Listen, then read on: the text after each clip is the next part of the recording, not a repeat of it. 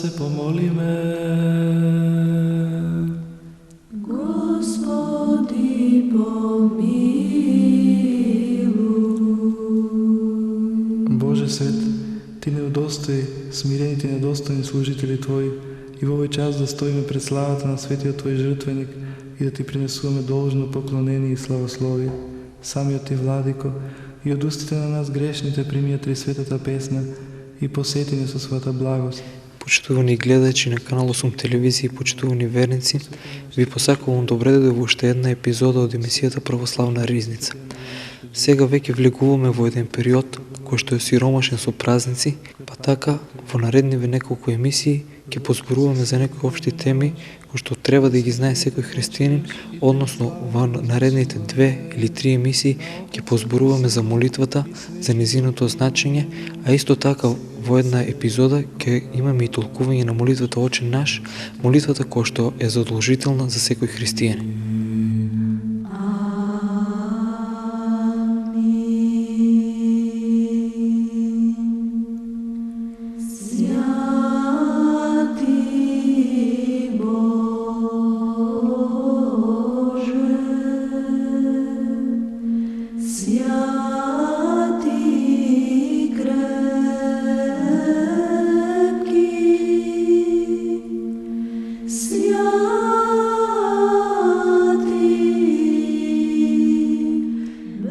Молитвата представува комуникација со Бога.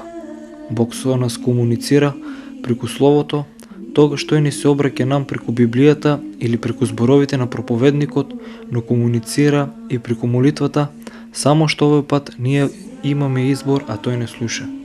Една од причината за недостатокот на побожност е отсуството на редовен и дисциплиниран молитвен живот. Ако сакаме да бидеме зрели христијани и да бидеме христолики, мораме да развиеме навика редовно да контактираме со Бога. Господ ги очекува нашите молитви. Ке наведеме неколку стихови од Библијата, каде што експлицитно Бог кажува дека сака да се молиме. А кога се молите, а ти кога се молиш, кога се молите, затоа молете се вака, молете и ќе добиете, барете и ќе најдете, почукајте и ќе ви биде отворено, бидејќи секој што се моли ќе добие, а оној што бара ќе најде, но оној што чука ќе му биде отворено, сведочи евангелистот Матеј во 7 глава. Евангелистот Лука пак запишал вака: потоа Исус им ја кажа следнава споредба за да им покаже дека треба постојано да се молат и да не се обесхрабруваат. И апостолот Павле ги советуваше првите христијани да се молат. Посветете се на молитвата, велит во посланието до Колосјаните. Постојано молете се, вели кај Солуњаните. Ако сакаме да бидеме како Христос, треба да ги имаме навиките кои тој ги имаше. А еве една од неговите навики. Тој пак честопати се повлекуваше на пусти места, каде што овосамено се молеше. Лука 5 глава 16 стих. Значи Бог несомнено од нас очекува редовно да контактираме со Него. Причината за тоа е јасна. Ние сме Негови чеда и Тој, како и секој родител, сака да комуницира со своето чедо. Но молитвата не смееме да ја сватиме како заповед. Молитвата е привилегија. Всушност, ние не заслужуваме Бог да ги слуша и да одговора на нашите молитви. Ние сме грешни луѓе, а Тој е свет Бог и ние немаме право да му се обратиме Него. Но поради Неговата голема милост и благодат, Тој ни го дава тоа право да му се обратиме преку молитвата. Всушност, што сме ние без молитвата? Зар ние, само со нашите човечки сили, сме способни да се справиме со тешкотиите и искушенијата кои ни се секојдневие? Молитвата е очекувана од нас, затоа што ни е потребна. Човекот кој не се моли е гордили човек, тој како да вели: мене не ми е потребен Бог, јас сум доволно паметен и силен за да се снајдам во животот. Има многу убави моменти кога се чувствуваме блиски со Бога и тогаш молитвата ни доаѓа природно. Треба да сватиме дека нашиот однос со Бога не се базира врз нашите чувства. Ако ние не го чувствуваме Бог близу до нас, не значи дека тој не е тука. Ако ние не се чувствуваме доволно праведни за да се молиме, треба да знаеме дека сме во право.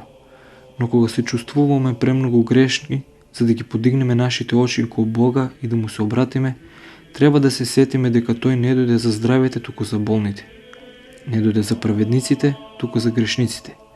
Ако сатаната ни убедува дека не сме достојни да му се обратиме на Господа поради големината на нашите гревови, тогаш сетете се дека неговата милост е поголема од сите наши гревови и дека Христовата жртва е доволна да ги покрие сите наши престапи и да не прикаже свети и праведни пред Господа.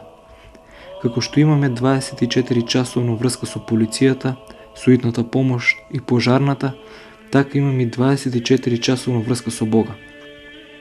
Можеме да му се обратиме во секое време, наутро или навечер, среде радост и среде тешкотии, додека јадиме, додека се возиме, додека работиме, едноставно можеме секогаш. Нашиот татко е секогаш тука за нас. Во било кое време можеме да се молиме и знаеме дека тој нема да не одбие. Сепак, добро е да се развиеме навика и да се молиме во одредени термини, например, на почетокот и на крајот на секој ден. Секој утро да се молиме за благослов, мудрост, сила, водство, а секој вечер да се молиме Бог да ни открие каде сме сгрешили и како да се поправиме. Но има и мигови кога нам ни е особено потребна молитвата, а тоа се моментите на страдање, проблемите, криза од било каков вид која ни се случува нам или на некој од нашите ближни, пред донесување одлуки или слично. Библијата не охрабрува да се молиме во тие моменти. Ако некој меѓу вас е во неволја, нека се моли, посочува Јаков. Овде, под неволја, би можеле да ги класифицираме проблемите кои произлегуваат непланирано, ненајдена невработеност, финансиска криза, недоразбирање со некого и слично. Пред да ги назначи 12 апостоли, Христос се молеше цела ноќ.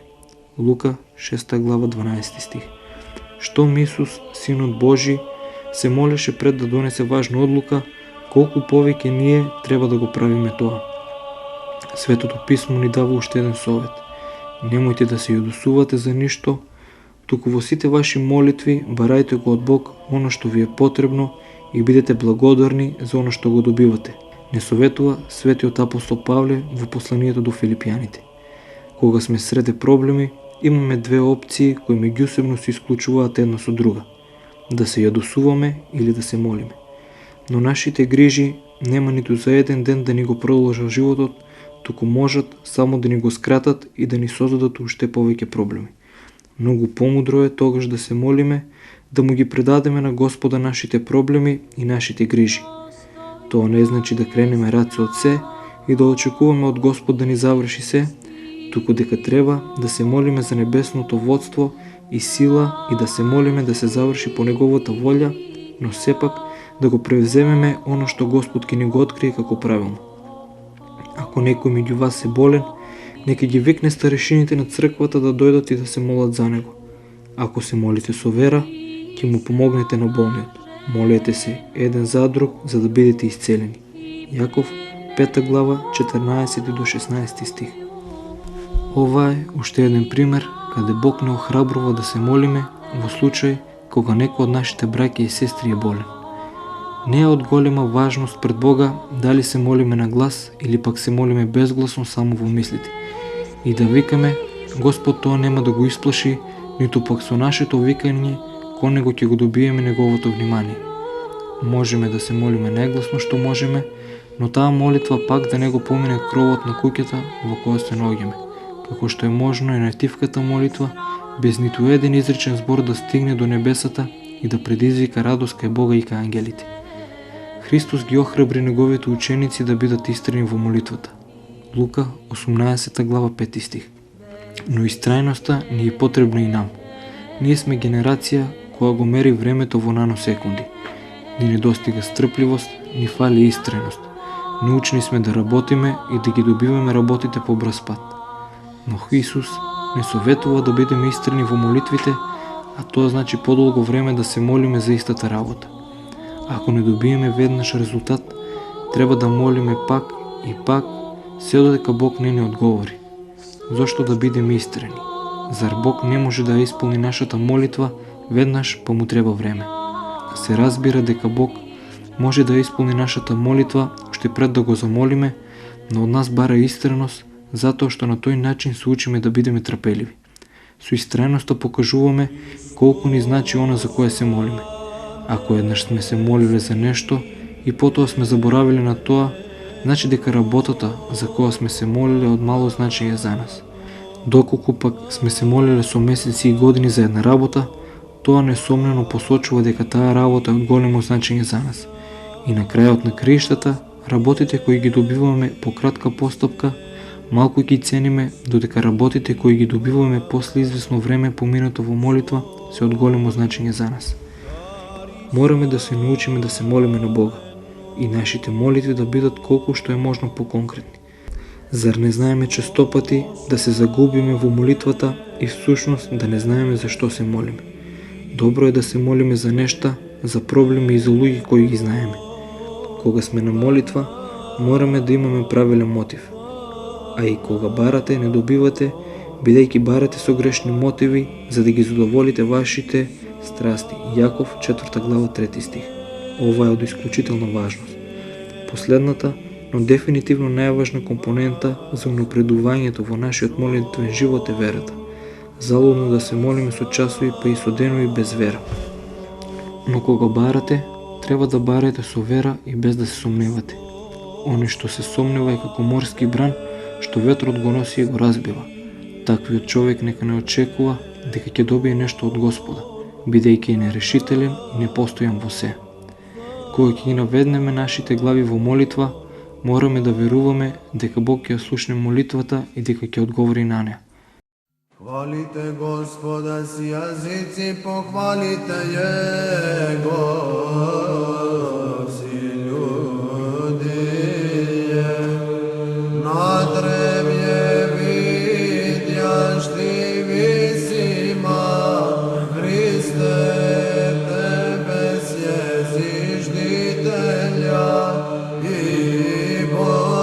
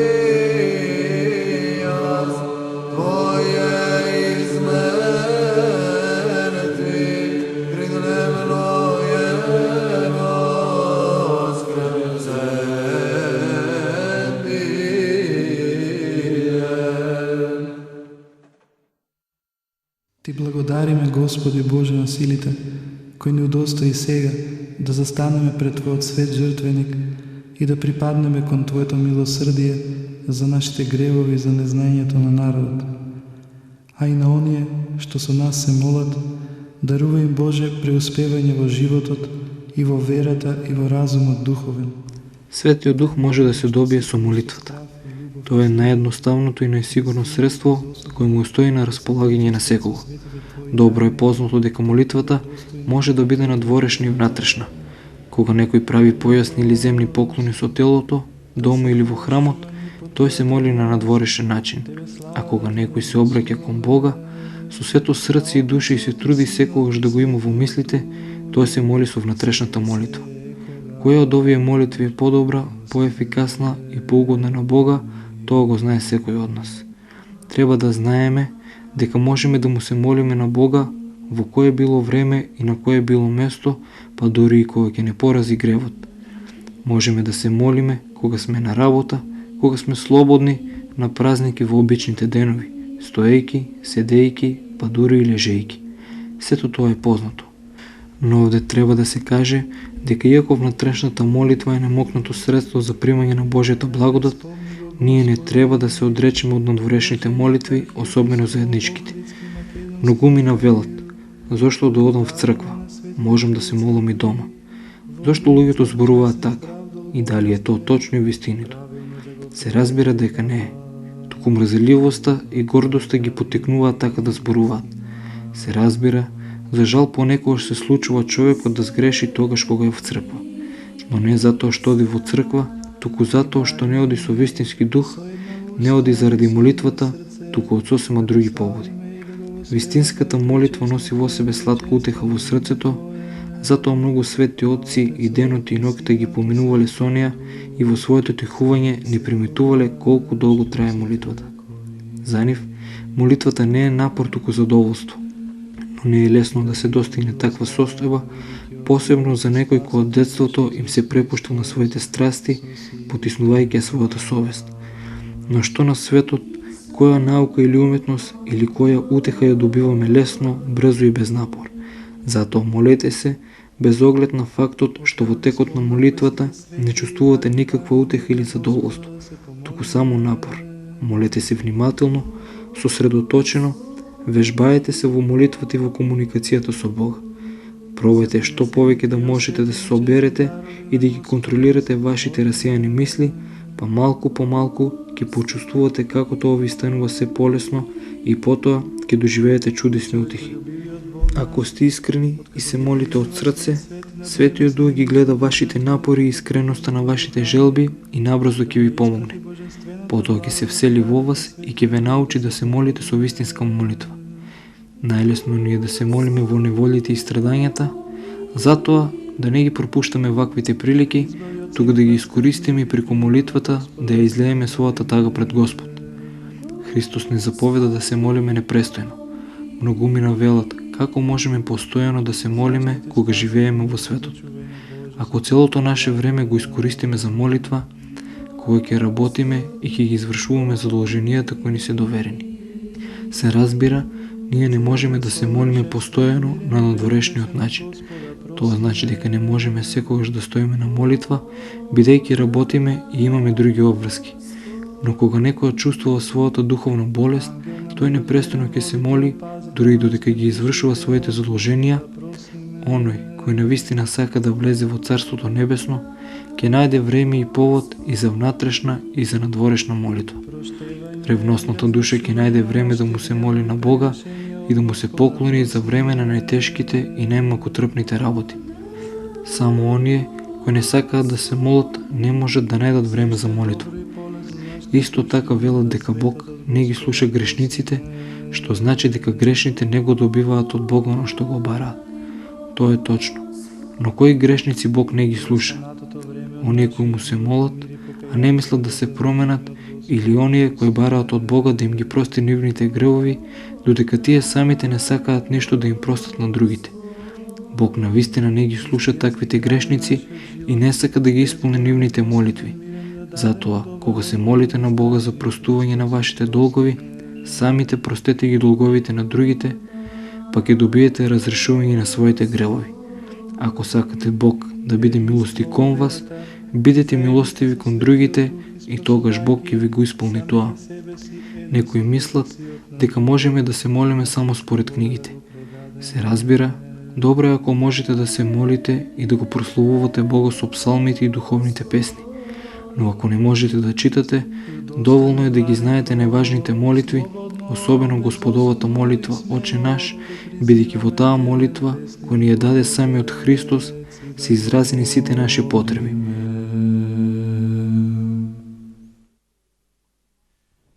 Оче наш, кој си на небесата, да се свети името Твое, да дојде царството Твое, да биде волјата Твоја, како на небото, така и на земјата. Лебот наш насушен дај ни го денес и прости ни ги долговите наши, како што им ги проштеваме и ние на нашите должници.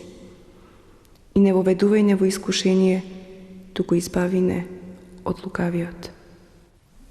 Зашто Твое е царството и силата и славата на Отецот и Синот и Светиот Дух, сега и секогаш и во сите векови.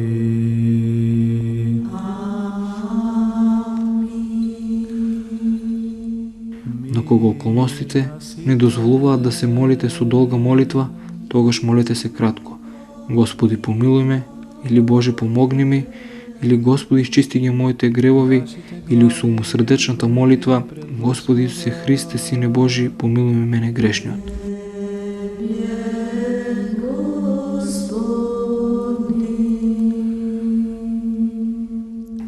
Молитвата е основното средство кое ги соединува сите разумни созданија со Бог Творецот. Таа и во новиот живот ќе биде нивна основна дејност и обврска. Молитвата е непосредна врска и непрекинато средство за општење на ангелите и луѓето со Бога. Молитвата е излез од нашите минливи окови во бесконечноста, таа не изведува надвор од жалните предели со кои сме ограничени и ни дава чувство на безграничност и надприродност. Станува простор, место, начин и ние го чувствуваме действото на Божите својства. Ако сакаме да опишеме природата и суштината на овој надприроден дар, сваќаме дека тој труд ги надминува нашите сили. Ки се ограничиме само на тоа како во нас делуваат резултатите и плодовите од неа. Тој Божи дар е толку величествен, така што и самиот дародавец прибегнул кон молитва кога престојувал во нашиот минлив свет. Апостолот Лука вели дека Господ ја поминувал целата ноќ во молитва. Понекогаш неговата молитва била во вид на исповед, а понекогаш како вистинско молење или благодарење и молба кон Отецот Создателот. Со самото тоа, Господ сакал да ја покаже неопходноста и значењето на тој најголем дар. Оче, ти се заблагодарувам што ме послуша. Оче, спаси ги заради своето име, оние кои ми ги даде и ги сочував, и никој од нив не загина. Не се молам само за нив, туку и за оние кои поверуваа во мене поради нивните зборови. Најдобар и најпотресен пример е Гециманската молитва, во која тој 3 пати го моли Отецот, откако врз себе го прими исцелението на целиот свет. Каде и да го насочиме нашето внимание, од моментот на создавањето и потоа, молитвата е секогаш присутна. На тој начин молитвата е врска и единство на сите созданија со Бог и Творецот и нивна проекција во вечноста. Колку молитвата им е блиска на разумните созданија, може да се види од тоа што таа почнува самата од себе во случаи кога е потребна и посебно во моментите на опасност, раздвижувајќи ги членовите неосетно и несвесно. Таа е несовршениот инструмент кој му дава на човекот можност за вистинско општење со неговиот Творец, со нејзина помош, човекот може да се моли и добива оно што му е потребно, да влијае на промената на казната, која Божјата правда ја подготвила за него, да добие преизобилен благослов, да дознае нешто што не знае, да го подржи ближниот молејќи му се на Бога за тоа и воопшто преку молитвата човекот може да стане причесник на многуте својства на нашиот Бог и Отец. Впрочем, невозможно е да се опише резултатот и предимството на оваа добродетел наречена молитва во однос на другите. Дојдете сите изморени и обременети, кои живеете во местото на општото прогонство, во преградката на мајката на сите добродетели молитвата, и таа ќе ви подари мир и повеќе од тоа затоа што се молиле или очекувале.